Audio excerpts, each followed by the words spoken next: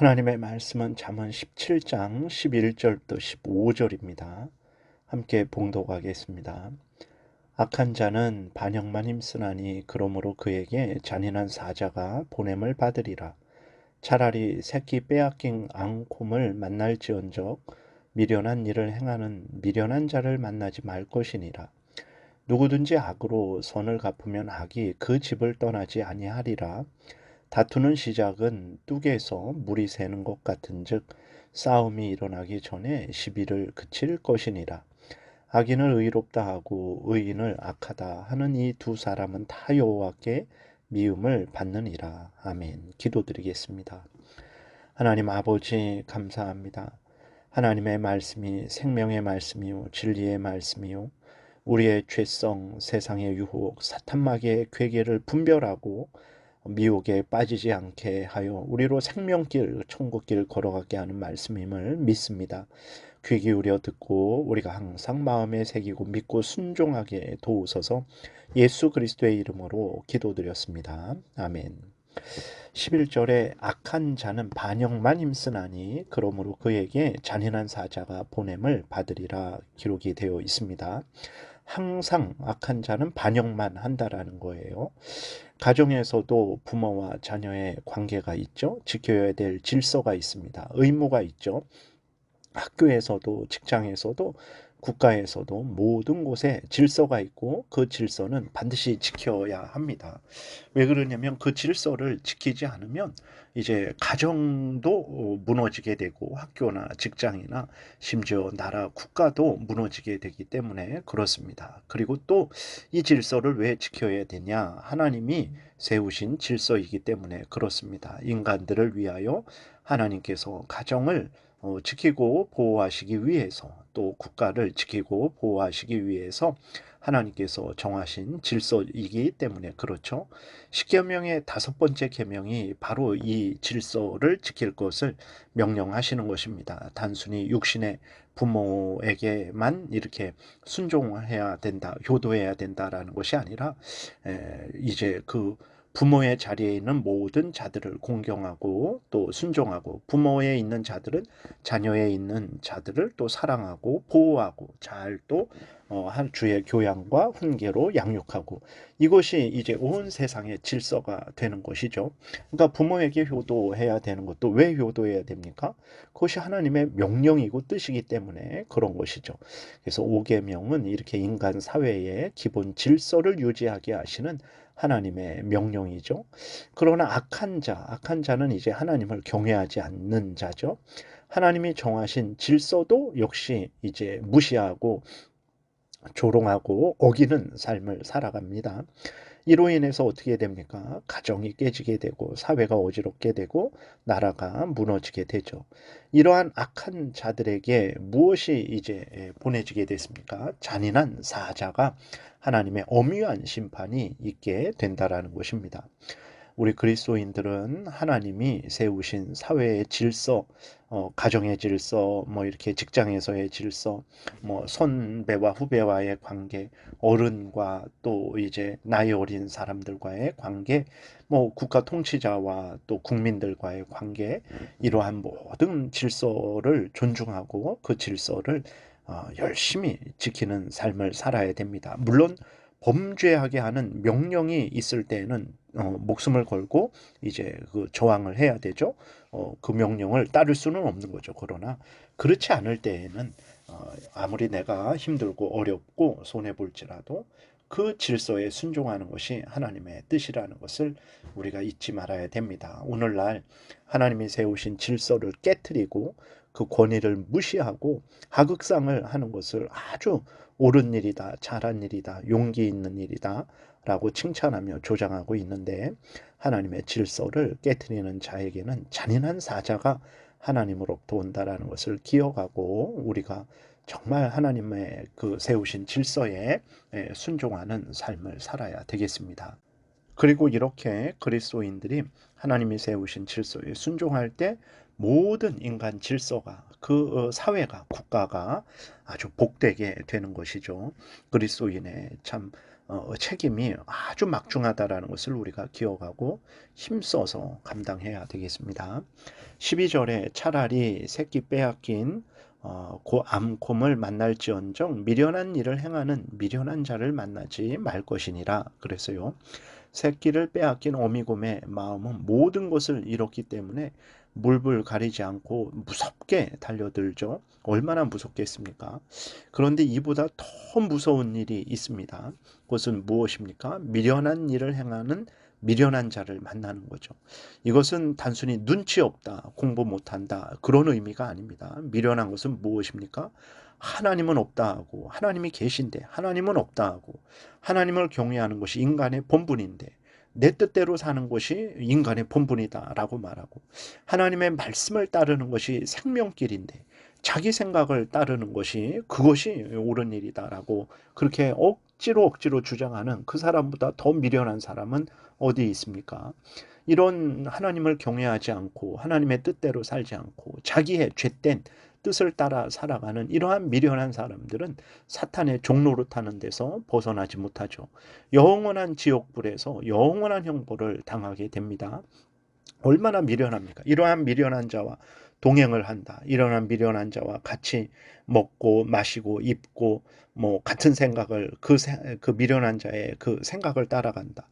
이것은 너무나 앙콤을 만나는 것보다 뭐 비교할 수 없이 더 불행한 일이라는 것을 우리가 잊지 말아야 되는 것입니다.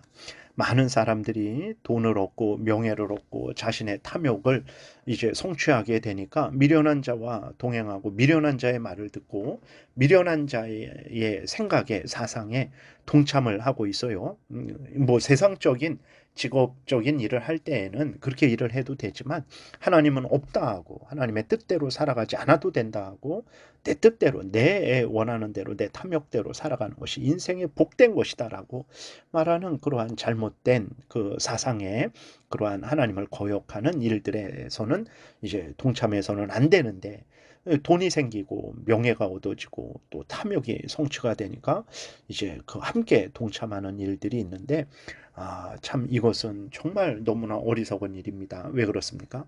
지금 당장은 좋을지라도 하나님께서 때가 되면 선악간에 행한 대로 심판하시기 때문에 그렇습니다. 그러므로 우리는 지금 당장만 볼 것이 아니라 정말 마지막 심판 때를 바라봐야 되는 것입니다. 그래서 정말 하나님은 없다 하고 하나님을 거역하는 일을 옳다 하는 미련한 자의 사상에 동참하지 말고 그러한 사상을 따르는 일을 해서는 안 되겠습니다.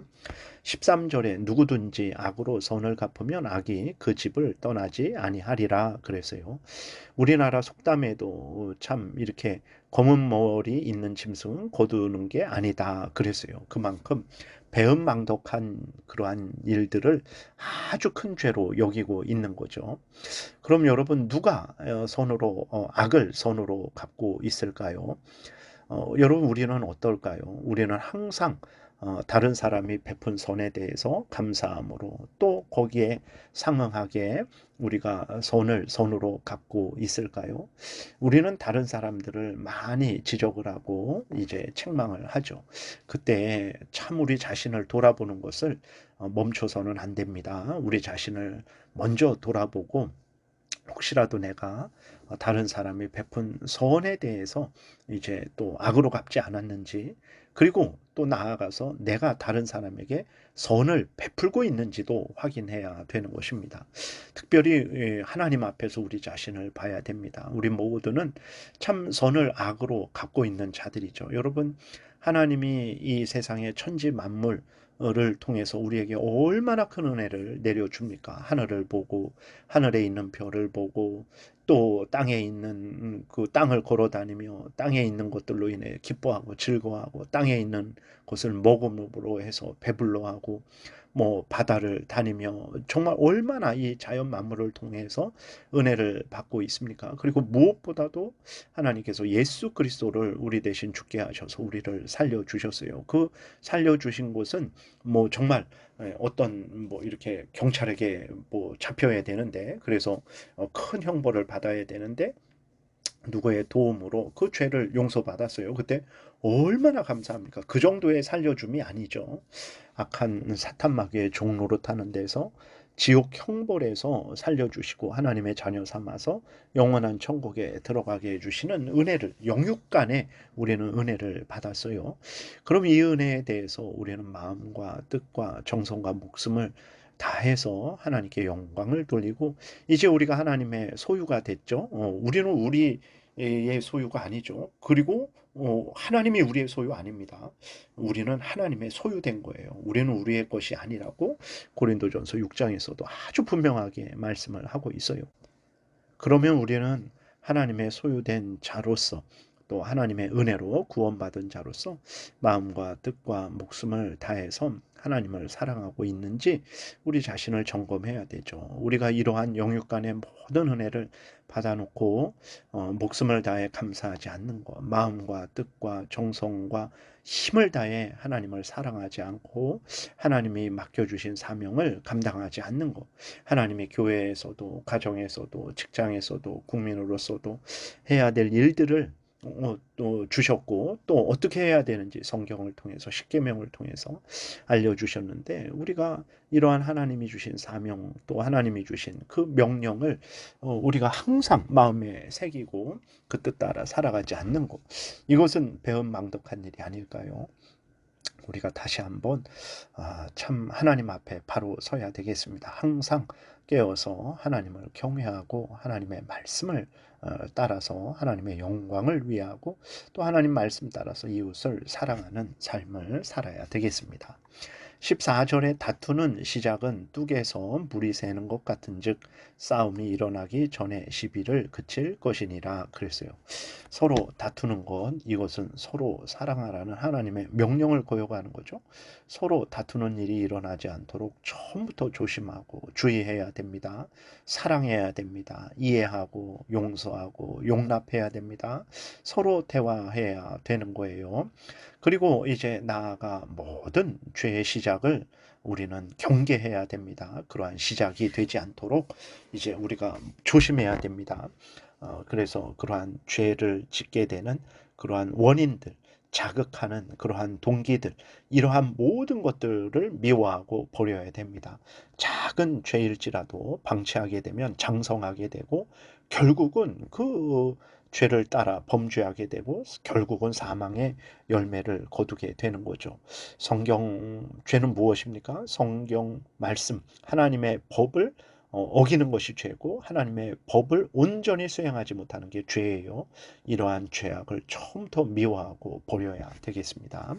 15절에 악인을 의롭다 하고 의인을 악하다 하는 이 두 사람은 다 여호와께 미움을 받느니라. 이제 악인을 의롭다 하고 의인을 악하다 하죠. 불의한 재판인 경우가 많죠. 분명히 죄를 졌는데 죄가 없다. 얼마나 많은 그러한 재판이 우리가 볼 수 있습니까? 그리고 또 이제 분명히 선한 사람인데 악하다라고 아주 의도적으로 비방하고 그렇게 모함하는 일들이 얼마나 많습니까?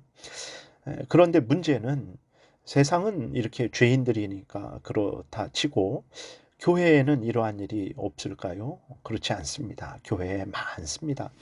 먼저 우리가 얼마 전에 선거를 이제 치렀는데, 우리가 투표할 때 정치인들의 잘못을 분명히 인식하고 그 잘못을 고치라라고 말하면서 투표하지 않은 경우가 많죠. 그러니까 내가 좋아하는 사람이면 다 옳다라고 생각하고 그에게 투표했어요. 그것이 바로 악인을 의롭다 하는 것이죠. 그리고 그런 죄를 짓지 않은 사람에게 표를 주지 않았어요. 그것은 바로 의인을 악하다 하는 것이라는 것을 우리가 생각해야 됩니다. 하나님이 결코 기뻐하시지 않을 거예요. 그러니까 정치인들에게 도덕군자의 수준을 요구할 수는 없죠. 그러나 분명한 것은 내가 이 정치인을 정말 좋아하고 이 정치인이 이렇게 국회의원이 되기를 바래요. 그런데 그 정치인의 명백한 잘못이 있어요. 그러면 그 정치인에게 표를 줄 때 당신은 이것은 잘못입니다. 이것은 반드시 고치십시오. 이렇게 해서는 안 됩니다. 이렇게 하지 않으면 표를 다음부터 주지 않겠습니다. 라고 분명하게 그릇된 것은 그르다라고 말하고 그에게 표를 줘야 되는데 오늘날 대한민국의 그리스도인들이 그럽니까? 내가 좋아하는 사람은 다 옳고 내가 좋아하지 않는 사람은 다 잘못됐고 이렇게 양극단으로 이제 나뉘어져 있죠. 악인을 의롭다 하고 의인을 악하다 하는 일들이 교회 안에 가득합니다. 그러니까 참 교회도 복을 못 받고 대한민국도 복을 못 받는 거죠. 여러분 이것은 세상은 그렇다 치고 그리스도인들만 똑바로 이렇게 서 있어도 대한민국이 당장의 복을 받을 것입니다. 그러나 이렇게 대한민국이 날로 날로 어렵게 되는 거 우연한 일이 아니에요. 교회 안에 악인을 의롭다 하고 의인을 악하다 하는 일들이 많습니다. 성경을 자기 마음대로 잘못되게 해석하는데도 그런데도 좋다고 듣잖아요. 나를 즐겁게 해주고 나의 소원을 성취해 주니까 뭐 괜찮다라고 하면서 그 다른 성경과 다른 말씀, 교회가 믿어온 그 올바른 신앙과 다른 하나님의 말씀을 전하는데도 뭐 아무런 문제 없고 오히려 더 인정하고 더 높여주고 있지 않습니까? 특별히 9월 달에 로잔 대회가 있어요. 이 로잔 대회는 뭐라고 가장 핵심은 이제 복음 전도는 부족하다라는 거예요. 복음 전도만으로는 부족하고 원래 하나님의 뜻은 억압받는 사람들을 해방시키는 건데 아직까지는 그런 일에 사회 참여를 하나도 안 했고 복음 전도만 했기 때문에 회개해야 되고 이제는 예수 믿으라고 구원 복음 전도하는 것은 물론이거니와 세상의 불의에 맞서서 같이 그 불의를 근절해야 된다라는 거예요. 무슨 말입니까? 교회를 시민단체화하고 있는 거예요. 그런데도 대한민국의 수많은 큰 교회 목사님들이 옳다하며 준비하고 있잖아요. 이걸 다 악인을 옳다하는 것이고 의인을 악하다 하는 것이죠. 하나님이 기뻐하시지 않을 것입니다. 교회는 정신 차리지 않으면 이제 시민단체화 될 거예요. 그리고 그것을 옳은 일이다. 하나님의 뜻을 행하고 있다라고 하겠죠. 그리스도인들은 항상 성경 전체에 근거하고 교회가 역사적으로 객관적으로 믿어온 신앙 고백서에 근거해서 옳은 것은 옳다 해야 되고 그 성경에 다르다면 그르다라고 말을 해야 됩니다. 그래야 복되게 되는 것입니다. 기도드리겠습니다. 살아계신 하나님 감사합니다. 늘 우리에게 이렇게 하나님의 말씀을 통해서 분별하게 하시고 하나님이 기뻐하시는 길을 걸어가게 하시니 감사합니다. 항상 하나님 앞에 하나님의 말씀에 근거해 생각하고 말하고 행하게 도우소서. 예수 그리스도의 이름으로 기도드렸습니다. 아멘. 하늘에 계신 우리 아버지여, 이름이 거룩히 여김을 받으시오며 나라의 임하옵시며 뜻이 하늘에서 이루어진 것 같이 땅에서도 이루어지이다. 오늘날 우리에게 일용할 양식을 주옵시고 우리가 우리에게 죄 지은 자를 사하여 준 것 같이 우리의 죄를 사하여 주옵시고 우리를 시험에 들게 하지 마옵시고 다만 악에서 구하옵소서. 대개의 나라와 권세와 영광이 아버지께 영원히 있사옵나이다. 아멘. 지금은 우리 구주 예수 그리스도의 은혜와 하나님 아버지의 크신 사랑과 성령의 교통하심이 하나님을 경외하고 하나님의 말씀을 따라 살아가고자 은혜 구하며 돌아가는 하나님의 택한 백성들 머리 위에 지금부터 영원토록 함께 있을지어다. 아멘.